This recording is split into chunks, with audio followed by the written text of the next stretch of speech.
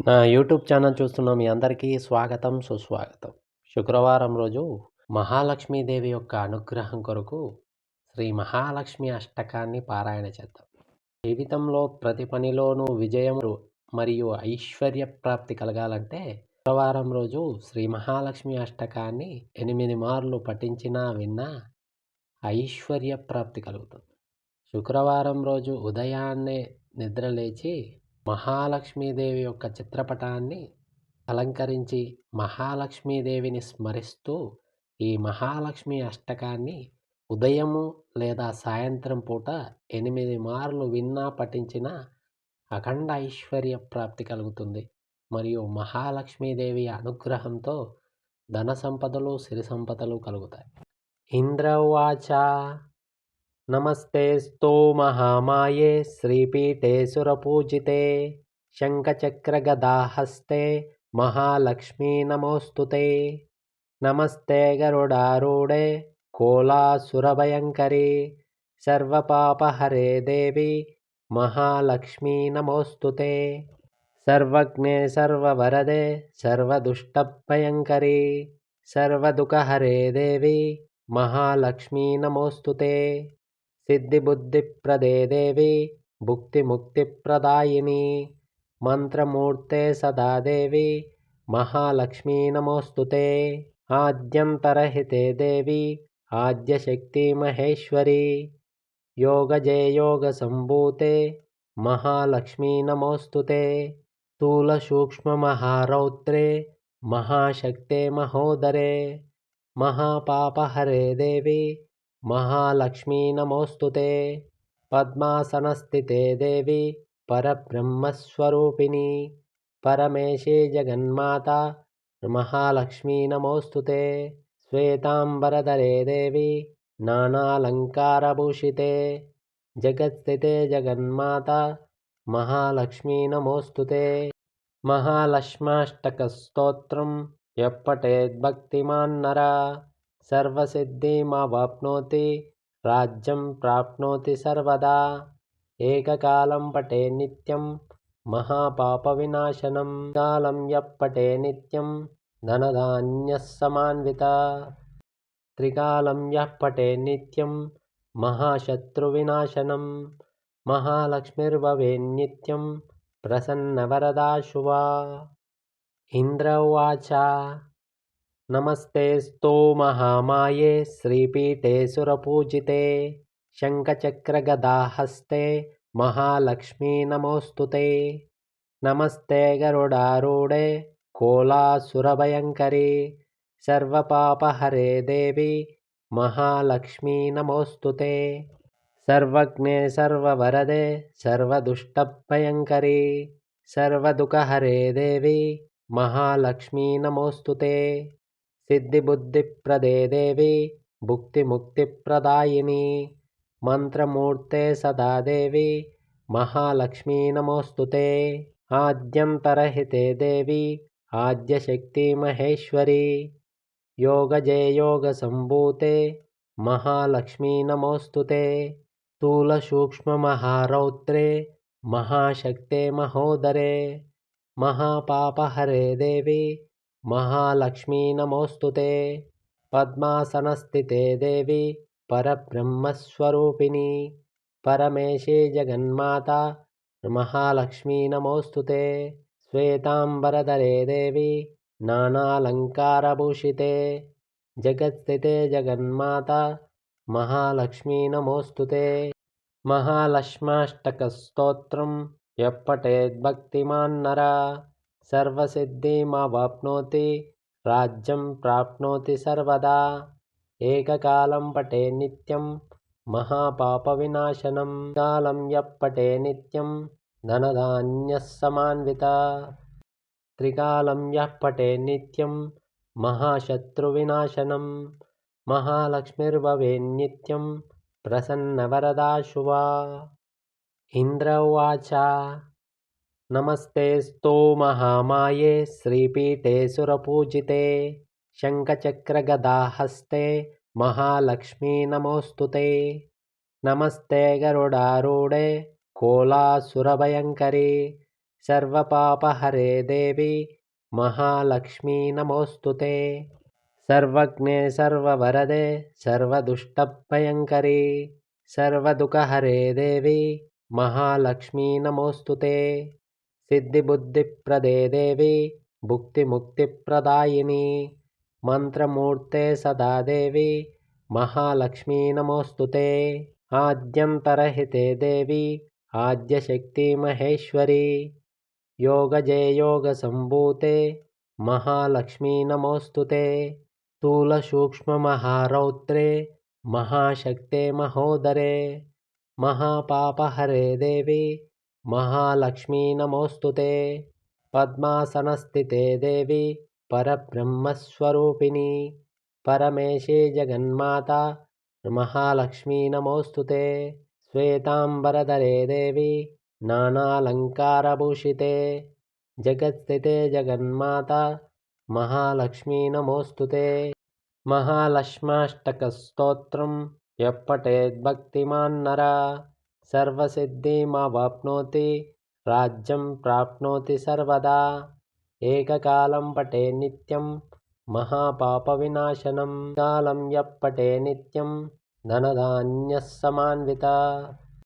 त्रिकालं यः पठे नित्यं महाशत्रुविनाशनं महालक्ष्मीर्भवेन्नित्यं प्रसन्नवरदा शुभा। इन्द्र उवाच नमस्तेऽस्तु महामाये श्रीपीठे सुरपूजिते शङ्खचक्रगदाहस्ते महालक्ष्मी नमोऽस्तुते। नमस्ते गरुडारूढे कोलासुरभयङ्करी सर्वपापहरे देवी महालक्ष्मी नमोऽस्तुते। सर्वज्ञे सर्ववरदे सर्वदुष्टभयङ्करी सर्वदुःखहरे देवी महालक्ष्मी नमोऽस्तुते। सिद्धिबुद्धिप्रदे देवी भुक्तिमुक्तिप्रदायिनी मंत्रमूर्ते सदा देवी महालक्ष्मी नमोऽस्तुते। आद्यन्तरहिते देवी आद्यशक्ति महेश्वरी योगजे योगसम्भूते महालक्ष्मी नमोऽस्तुते।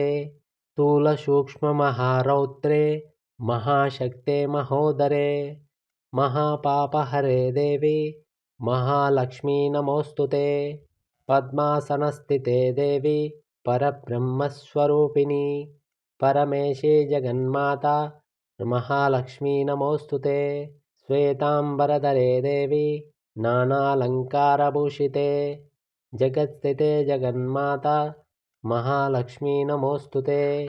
महालक्ष्म्याष्टकस्तोत्रं यः पठेद्भक्तिमान् नरः सर्वसिद्धिमवाप्नोति राज्यं प्राप्नोति सर्वदा।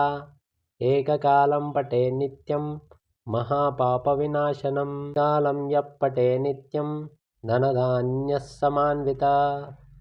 त्रिकालं यः पठे नित्यं महाशत्रुविनाशनं महालक्ष्मीर्भवेन्नित्यं प्रसन्नवरदा शुभा।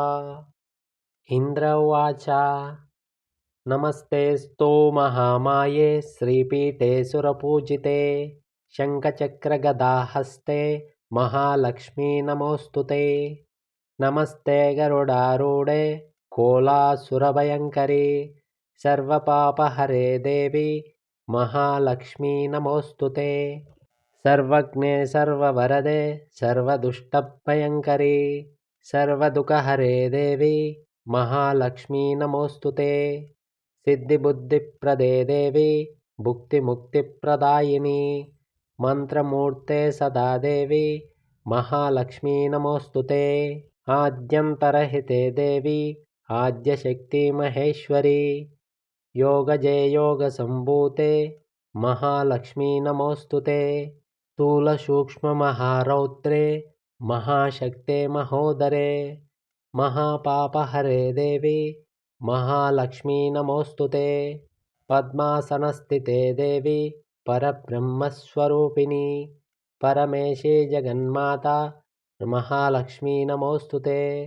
श्वेताम्बरधरे देवी नानालङ्कारभूषिते जगत्स्थिते जगन्माता महालक्ष्मी नमोऽस्तुते। महालक्ष्म्याष्टकस्तोत्रं यः पठेद्भक्तिमान्नरः सर्वसिद्धिमवाप्नोति राज्यं प्राप्नोति सर्वदा। एककालं पठेत् नित्यं महापापविनाशनं कालं यः पठेत् नित्यं धनधान्यः समान्वितः। त्रिकालं यः पठेत् नित्यं महाशत्रुविनाशनं महालक्ष्मीर्भवेन्नित्यं प्रसन्नवरदा शुभा। इन्द्र उवाच नमस्तेऽस्तु महामाये श्रीपीठे सुरपूजिते शङ्खचक्रगदाहस्ते महालक्ष्मी नमोऽस्तु ते। नमस्ते गरुडारूढे कोलासुरभयङ्करी सर्वपापहरे देवी महालक्ष्मी नमोऽस्तु ते। सर्वज्ञे सर्ववरदे सर्वदुष्टभयङ्करी सर्वदुःखहरे देवी महालक्ष्मी नमोऽस्तु ते। सिद्धिबुद्धिप्रदे देवी भुक्तिमुक्तिप्रदायिनी मन्त्रमूर्ते सदा देवी महालक्ष्मी नमोऽस्तु ते। आद्यन्तरहिते देवी आद्यशक्ति महेश्वरी योगजे योगसम्भूते महालक्ष्मी नमोऽस्तु ते। स्थूलसूक्ष्ममहारौद्रे महाशक्ते महोदरे महापापहरे देवी महालक्ष्मी नमोऽस्तु ते। पद्मासनस्थिते देवी परब्रह्मस्वरूपिणी परमेशे जगन्माता महालक्ष्मी नमोऽस्तु ते। श्वेताम्बरधरे देवी नानालङ्कारभूषिते जगत्स्थिते जगन्माता महालक्ष्मी नमोऽस्तु ते। महालक्ष्म्याष्टकस्तोत्रं यः पठेद्भक्तिमान्नरः सर्वसिद्धिमवाप्नोति राज्यं प्राप्नोति सर्वदा। एककालं पठेत् नित्यं महापापविनाशनं कालं यः पठेत् नित्यं धनधान्यः समान्वितः। त्रिकालं यः पठेत् नित्यं महाशत्रुविनाशनं महालक्ष्मीर्भवेन्नित्यं प्रसन्नवरदा शुभा। इन्द्र उवाच नमस्तेऽस्तु महामाये श्रीपीठे सुरपूजिते शङ्खचक्रगदाहस्ते महालक्ष्मी नमोऽस्तु ते।